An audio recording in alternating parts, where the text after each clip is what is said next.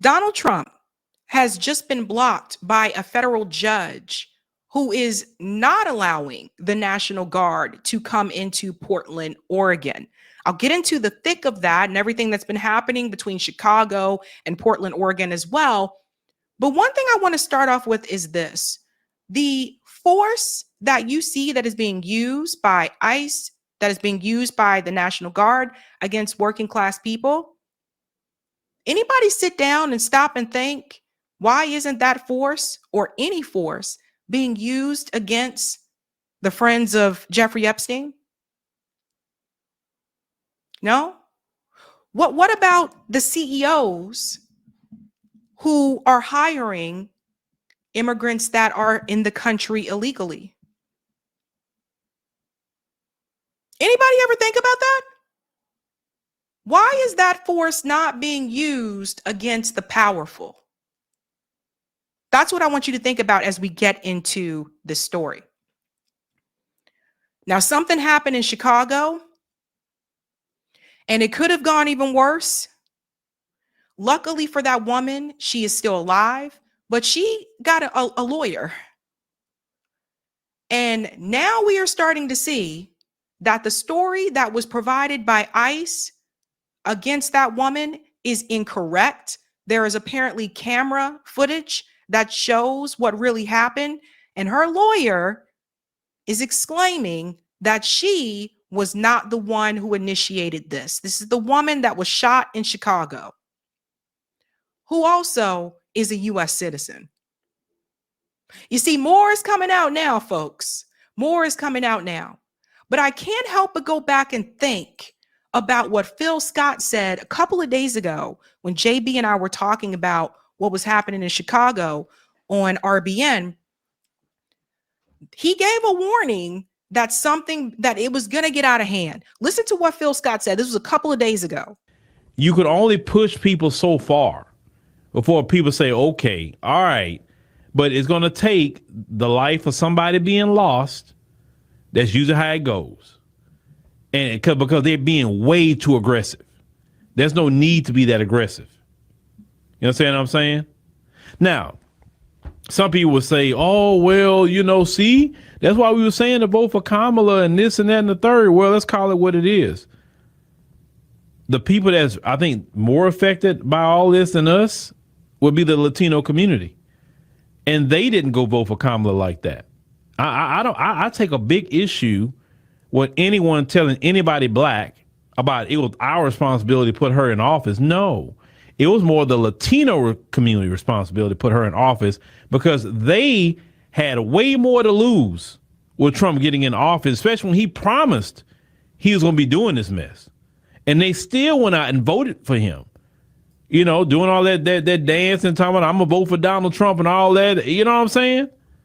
All of them should have voted for Kamala Harris. Don't any of you do not let none of these Democrat shields or anybody say, well, you didn't vote for her or you sat it out or you did whatever the case may be. Okay, but black folks that did vote, they voted majority Kamala, whether a black male or black female. But the Latino community, who had a lot riding on that election, is the one that should have voted for her 100%. And if they would have voted for her 100%, she'd be the president right now, and they wouldn't be dealing with some of these issues. Of course, we catch it. Listen, let me tell you another reason why they're being so aggressive. Crime is down nationwide. Even in Chicago, crime is down. And when crime is down, prisons don't get full. Did everybody hear what he just said? That crime is down nationwide. Crime is down nationwide. Now let's make the connection between crime decreasing and the for-profit prison system. Prisons is a business, is a $1 billion business in the United States of America. In order for that business to keep running, you got to keep putting people in there. It's not good for business if crime is down. It's not good.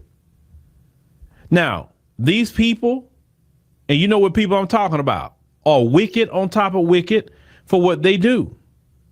They're living up here trying to criminalize people in the mix of this immigration stuff they're doing because they want to funnel more people into prison. But this the thing with that. This particular dispensation of time, a lot of people will get a wake-up call. Even though black people, we're going to deal with issues, but we're going to come out on top in the end. And I guess more so the Latino community than black people, from what I'm seeing, they ready for the midterms, from what I'm hearing. And a lot of them want to go vote against the Republicans, which if I was a Latino, I would. I'm just saying if I was a Latino, I would. Because at least the Democrats, they don't try to get me out like that, right? And that's what Trump is afraid of. Because Trump, don't let the Trump and Republicans fool you. They are very afraid about the midterms. They're very afraid. Why you think he called Texas and say, hey, get me 5 seats? Why you think he did that? He did that because he knows that the Republicans going to get washed in the midterms. We'll have to wait and see about that wash in the midterms because I don't know, during Biden administration, I remember there was all this talk about there was going to be a red wave during the midterms, and that didn't happen. But to his point, this video was posted a couple of days ago, and he said, because of the way that ICE is being very aggressive, someone is going to get hurt. And he was right. So we fast forward to what just happened in Chicago. Let me share this here.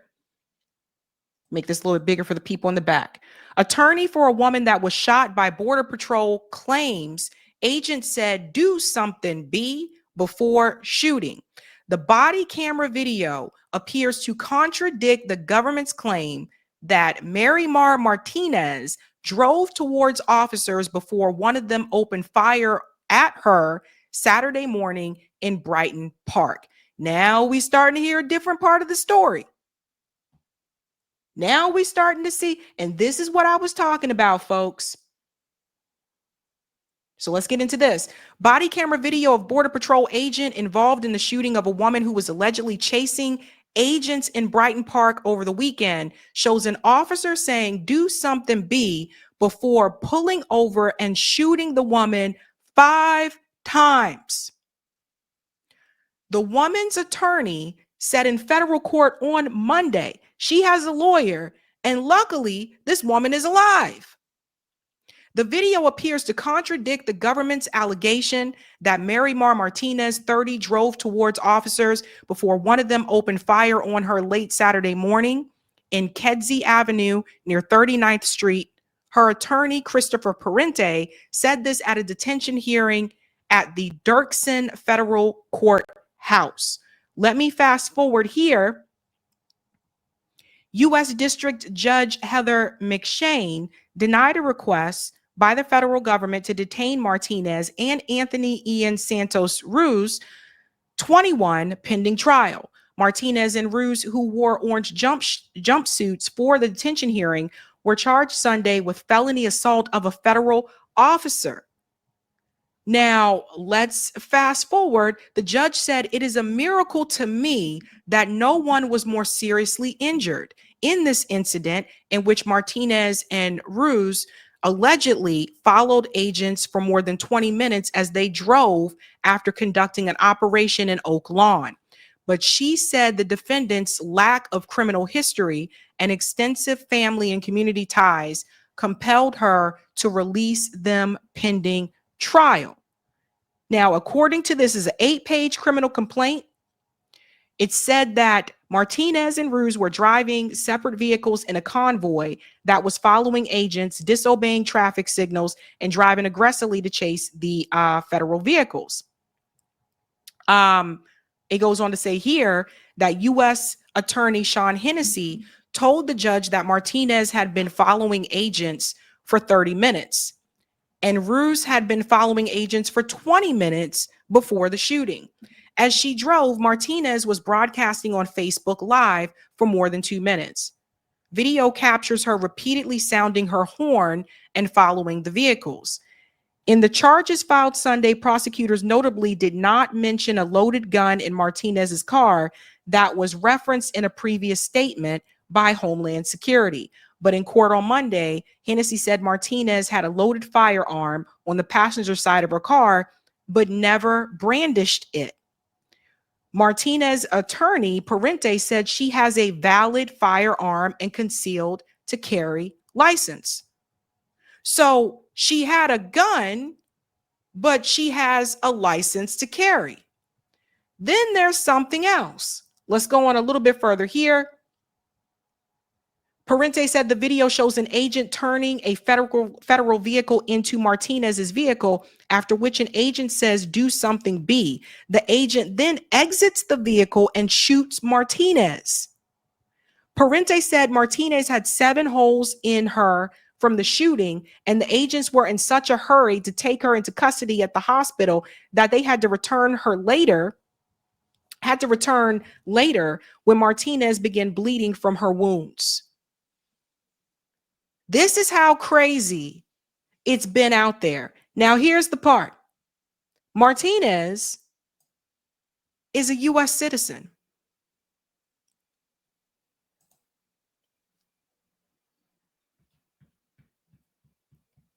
And the narrative that was presented, this is why I keep telling you guys, they are willing to bend and twist the story.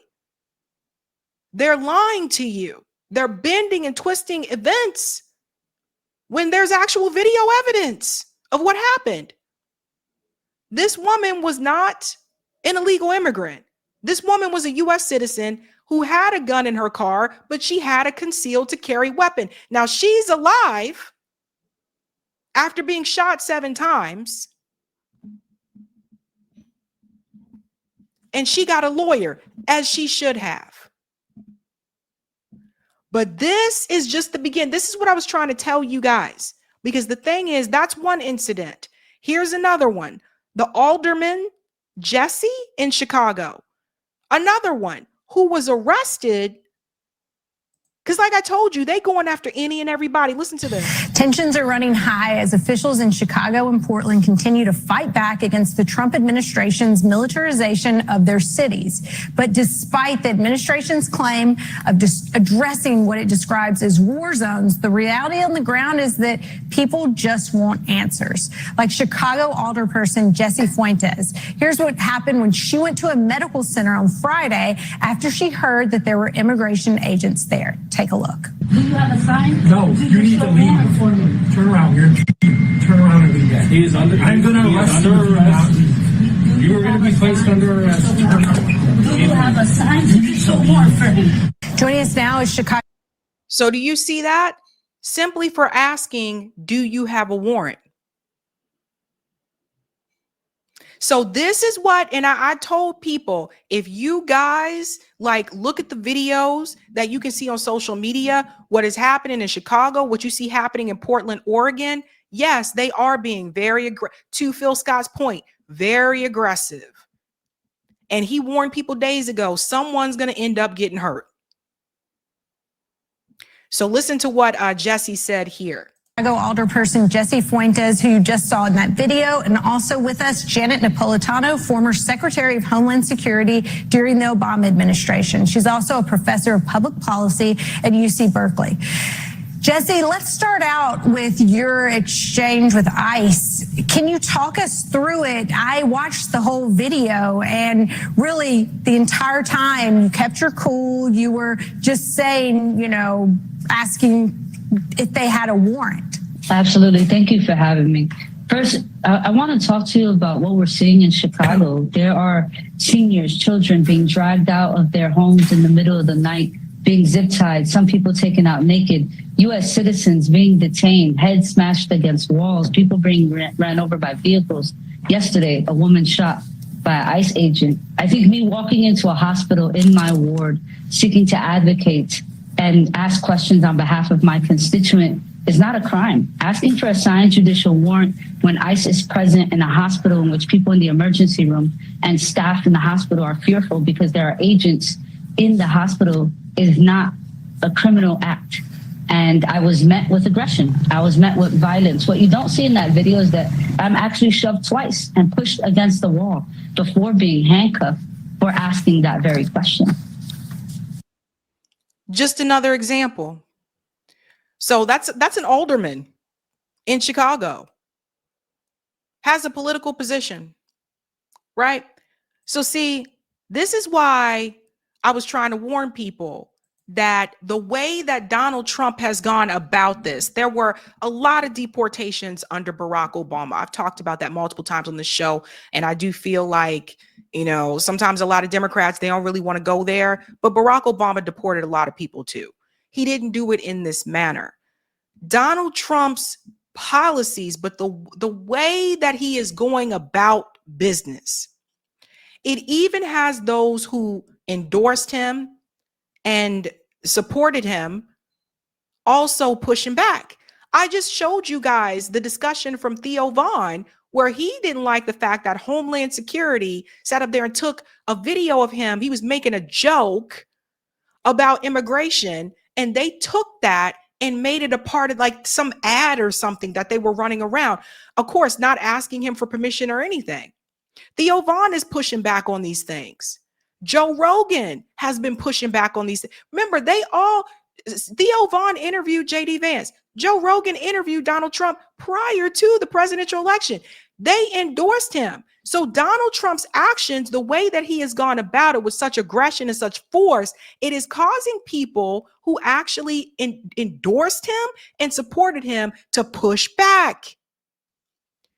Now you have a federal judge who has issued a block against Donald Trump trying to deploy the National Guard troops into Oregon, Portland, Oregon. Check this out. Overnight in a tense Oregon hearing, a federal judge blocking President Trump's attempt to deploy members of the California National Guard into Portland, saying she was troubled by the Trump administration's attempt to circumvent an order she'd issued just a day earlier.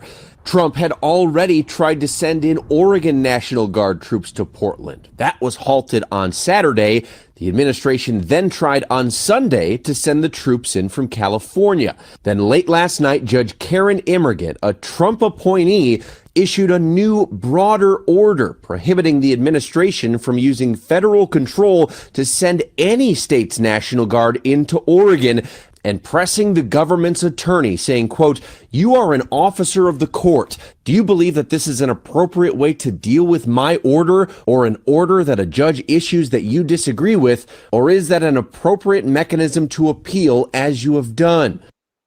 Let's pause here for a second. Yes, we know Chicago has a high crime rate. I'm not here to tell you that they don't. I'd be lying if I did.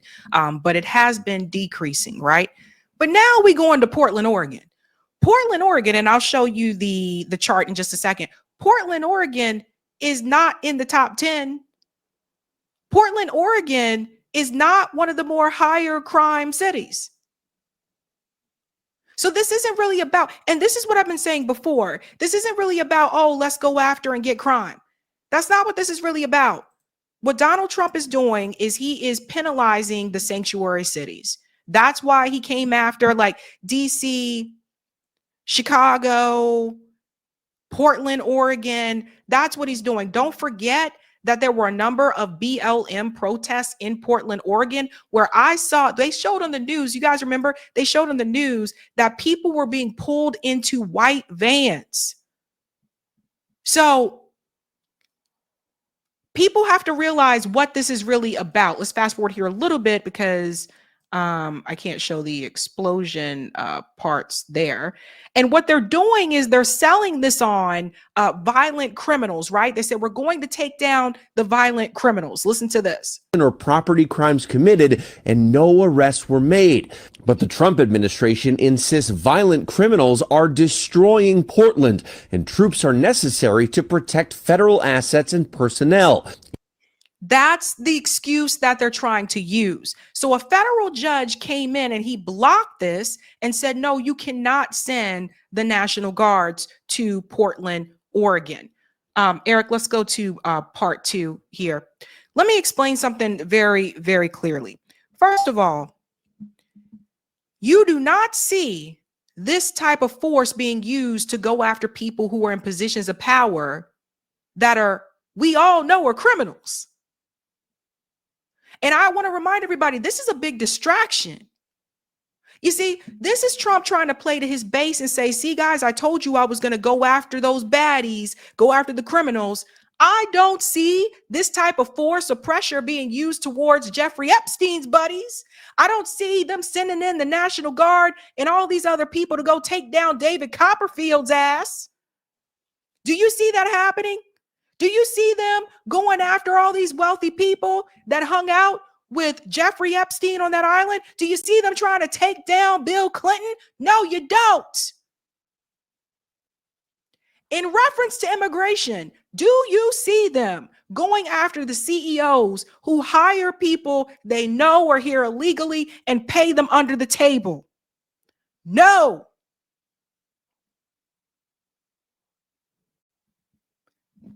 This is the point that I'm trying to get across. This is a distraction, and you can see some of the videos here. Here's another one from Portland, Oregon. I just want to show you how crazy this is.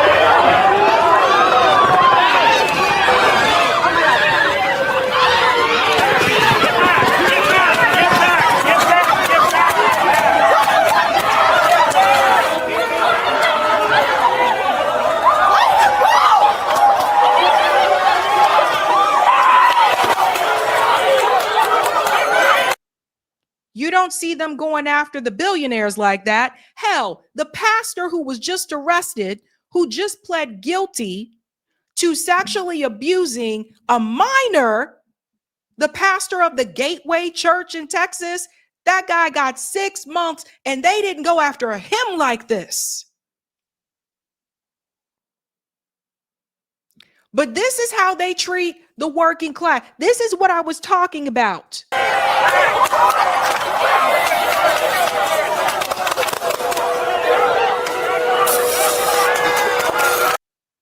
A lot of tear gas. Let's see if I can go forward a little bit here. Yeah, so this is Portland, Oregon. Portland, Oregon. Land of craft beer and voodoo donuts. Here's another one here. If you're a true patriot, stand down today. If you're a true patriot, you will stand down today. If you're a true American, stand down today. Fuck you, fascists, go home. You are the only unwanted foreigners here. Oregon does not want you here. As a taxpaying citizen, I want your paychecks. As a taxpaying citizen, I want. Now, to go on to add to this tax-paying citizen part, yeah, your taxes do go towards local police. And even local police said that ICE came into Portland, Oregon, and Chicago and basically started telling them what to do. So what is happening here? This is what I was saying. They're the distraction. I do not want people to be distracted. So let's look at how bad crime is supposed to be in Portland, Oregon. Now, Portland, Oregon is a city, is an urban area. Yeah, there's going to be more crime there, just like any other urban area. However, when we look at the data, cities with the highest violent crime rates last year, as I told you before, Memphis, Tennessee was number one. I heard he talking about sending them in there too, but just pay attention. Follow me here. Walk with me. Oakland, California, Detroit, Michigan, Little Rock, Arkansas. Uh-oh. Not Little Rock. Baltimore, Maryland, Cleveland, Ohio, Kansas City, Missouri, Milwaukee, Wisconsin, Pueblo, Colorado. Never even heard of Pueblo, Colorado. St. Louis, Missouri. Those are the top 10. Do you see Portland, Oregon? No. That's how you know what this is really about. Do you see Donald Trump sending the National Guard into Little Rock, Arkansas?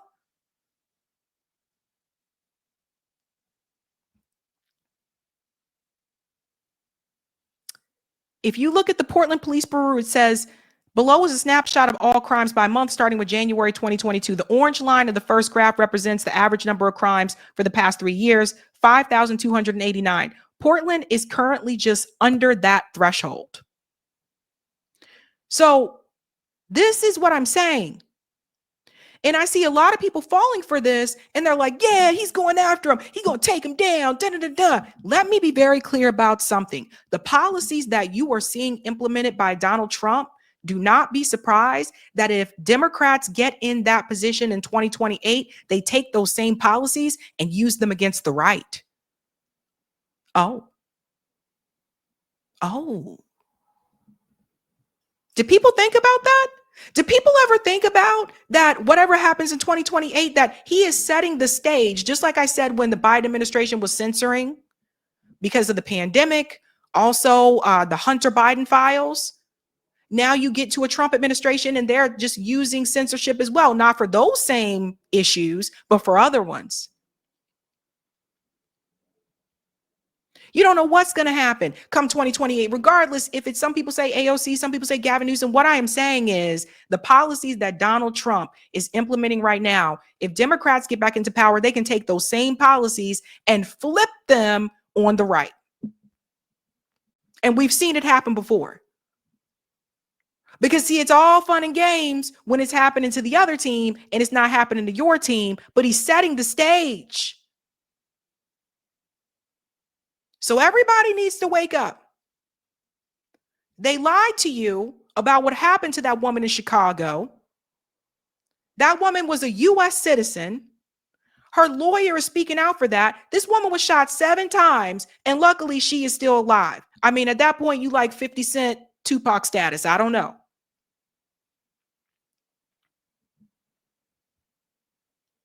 But all of these actions, the way that it is being done, this is going to lead us to a stronger surveillance state. And some people may not see it now, but eventually one day you will. And then you'll realize you have no privacy whatsoever. Everything that's happening with Paramount taking over CBS News and just making Barry Weiss the editor-in-chief out of nowhere, this is all coming down a censorship pipeline, increased surveillance state, and an increased police state.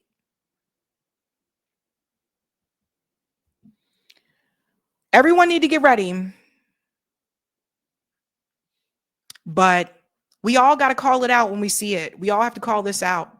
So I said what was done in the dark. You see how they tried to lie on that woman, but now the truth has come to light. What else have they lied about? Something to think about. Hey guys, this was a Sabby clip. If you like what you saw, hit that like button and subscribe.